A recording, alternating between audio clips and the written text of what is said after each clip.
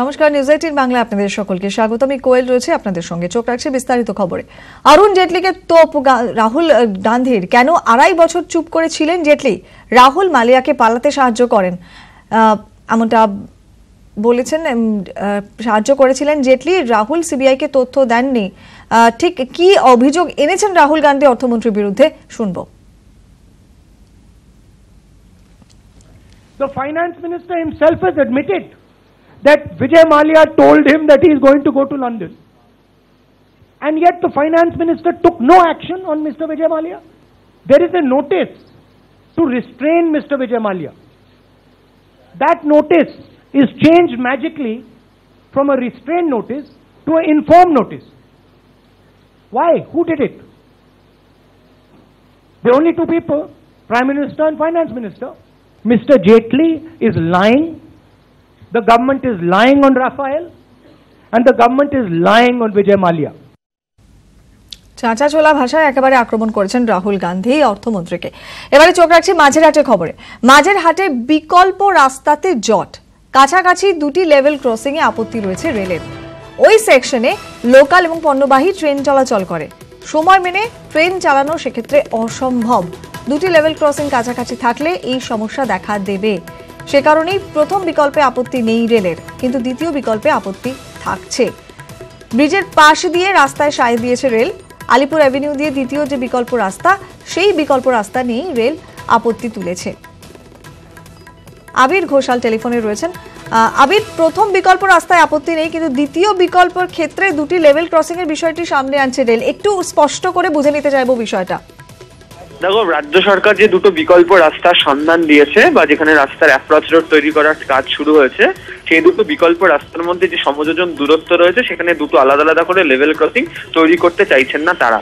রেলের যেটা বক্তব্য, যেখানে দুটো লেভেল ক্রসিং তৈরি করলে যে ধরনের পরিস্থিতি হবে, সেই পরিস্থিতিতে ট্রেন চালানো, লোকাল ট্রেন, পণ্যবাহী ট্রেন এবং ডকের বা কলকাতা বন্দরের জন্য যে ট্রেন রয়েছে সেই ট্রেন চালানো তাদের পক্ষে কার্যত অসম্ভব হয়ে পড়বে।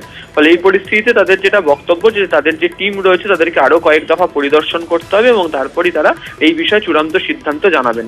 এদিনই পূর্ব রেলের জেনারেল ম্যানেজারের কাছে এই সংক্রান্ত সমস্ত রিপোর্ট, ডিজাইনিং, এই সমস্ত বিষয়ে নকশা জমা দেওয়া হয়েছে এবং সেই জমা দেওয়ার পরিপ্রেক্ষিতে পূর্ব রেলের তরফ থেকে সিদ্ধান্ত গ্রহণ করা হচ্ছে।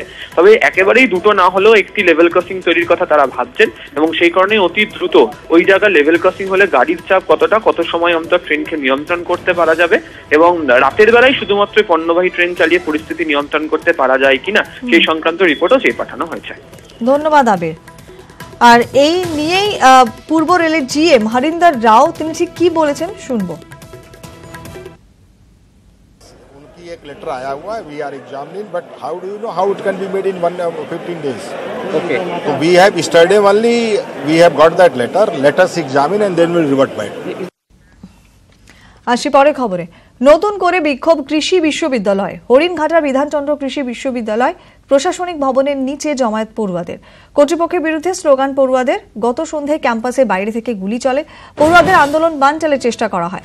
একাধিক দাবিতে আন্দোলনে নেমেছেন পড়ুয়ারা। বহিরাগত পড়ুয়ার সংঘর্ষে গতকাল তুমুল উত্তেজনা ছড়ায় বিধানচন্দ্র কৃষি বিশ্ববিদ্যালয়ে। আজকে আবারও নতুন করে উত্তেজনা ছড়িয়েছে। প্রশাসনিক ভবনের নিচে আজকে জমায়েত করেন ছাত্রছাত্রীরা। সেখানেই কর্তৃপক্ষের বিরুদ্ধে স্লোগানিং চলতে থাকে।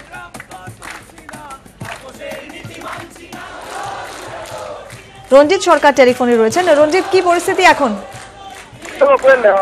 পরিস্থিতি অনেকটাই তোমার হচ্ছে এখন আলোচনায় পড়েছে। উপাচার্য প্রশাসনিক ভবনে কিছুক্ষণ আগে উপাচার্য এসেছেন, তিনি ইতিমধ্যে আলোচনায় পড়েছেন এবং কিছুক্ষণ আগে ছাত্রছাত্রীরা কিন্তু কুশপুত্তলিকা দাহ করে ক্যাম্পাসের মধ্যেই। এখনো পর্যন্ত স্লোগান চলছে, মাঝে মাঝে স্লোগান দিচ্ছে ছাত্রছাত্রীরা। এখনো কিন্তু সমস্ত ছাত্রছাত্রীরা কিন্তু প্রশাসনিক ভবনে রয়েছে এবং তারা উপাচার্য ঘরে পুরো প্রশাসনিক ভবনের মধ্যেই রয়েছে। তার সাথে সাথে তোমার অধ্যাপকরাও রয়েছে, তারাও রয়েছেন এই আন্দোলনের মধ্যে। গতকালের ঘটনা ছিল, তারাও নিন্দা প্রকাশ করেছে। তবে সব মিলে বিশ্ববিদ্যালয় এই মুহূর্তে অচল অবস্থা হয়ে রয়েছে। উপাচার্য তার নিজের ঘরে এসেছেন এবং সেখানে আলোচনা করেছেন ইতিমধ্যে। ধন্যবাদ রঞ্জিত। গতকালের ছবি এবং আজকের ছবি আমরা আপনাদের সামনে তুলে ধরছি। গতকাল যখন ক্যাম্পাসে বিক্ষোভ দেখাচ্ছিলেন ছাত্রছাত্রীরা, হঠাৎ করে সেখানে বহিরাগতদের আক্রমণ এবং গুলি পর্যন্ত চলে, উত্তেজনা ছড়ায় ক্যাম্পাসে।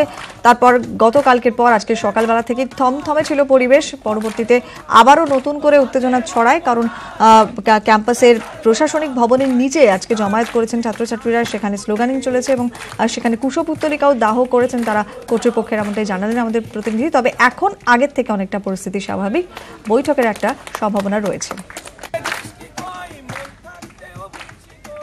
তবে সাধারণত একটা মানে টেনশন থাকে, আমি ছিলাম না, এসে বুঝতে পারলাম যে হয়তো কিছু একটা হবে, কিন্তু কার মধ্যে হলো কালকে রাত্রে আমি তো মানে বিস্মিত জেনে যে বলা হচ্ছে যে বাইরে থেকে এসেছে।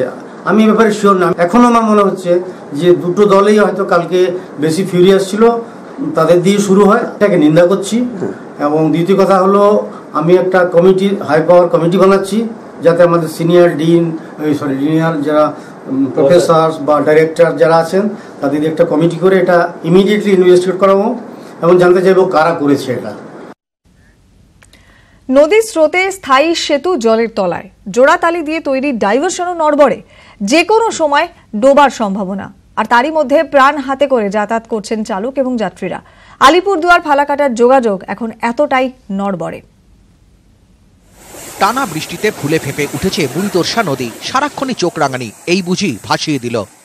ডাইভারশনটা ভেঙে যাচ্ছে, ভেঙে যাওয়ার পরে যে এখনো যাওয়া যাচ্ছে, দেখুন আমাদের হয়তো আজকে যাচ্ছি, কালকে হয়তো আবার সোনাপুর হয়ে মাথাভাঙা হয়ে আমাদেরকে যেতে হয় ফালাকাটা। আমরা রেগুলার যাতায়াত করি, আমাদের তো হ্যারাসমেন্ট হচ্ছে, আমরা রেগুলার। আলিপুরদুয়ার ফালাকাটা রুটে এই রাস্তার গুরুত্ব এখন অনেকটাই বেড়েছে। মহাসড়কের কাজের জন্য গাড়ির চাপ বেড়েছে অনেকটাই, অথচ এই নড়বড়ে ভাঙাচোরা ডাইভারশনের উপর দিয়েই চলছে গাড়ি। 2005 সালে সেতু তৈরি হলেও বারবার তা ভেঙেছে। বিকল্প হিসেবে ডাইভারশনের হাল প্রতিদিন খারাপ হচ্ছে। রাস্তা পুরো জল, বৃষ্টির জন্য যাওয়া যাচ্ছে না। কালকে লোকগুলো লাগাইছে, জল হইলে না ভেঙে যায় ব্রিজটা। এই ব্রিজ ভাঙার পর থেকে তো এরকম হয়, বৃষ্টি হলে তো জল বেড়ে যায়, আমাদের রাস্তা বন্ধ হয়ে যায়, যাওয়া আসা খুবই প্রবলেম। এলাকার বাসিন্দাদের একাংশের অভিযোগ, ইচ্ছাকৃতভাবে এই পরিস্থিতি তৈরি করা হয়েছে। দফায় দফায় কাজ হওয়ায় বাড়ছে দুর্নীতি। 2 গাড়ি আরবিএম দিয়ে বলছে 10 গাড়ি আরবিএম দিয়েছে, এখানে বলতেছে 2 কোটি টাকার কাজ, এখানে 2 কোটি টাকা বিষয় দিলে এটার উপর দিয়ে তো জনগণ যাতায়াত করতে পারত। ডাইভারশনের মেরামতি বেশ ঢিমে তালে, মেশিন নয় বেলচা করে মাটি ফেলা হচ্ছে। কাজের ধরন নিয়ে ক্ষোভের শেষ নেই স্থানীয়দের। তাদের ধারণা, এভাবে চলতে থাকলে ডাইভারশনকেও গিলে ফেলবে খরস্রোতা বুড়িতোরসা। আলিপুরদুয়ার থেকে উজ্জ্বল বড়াল, নিউজ 18 বাংলা।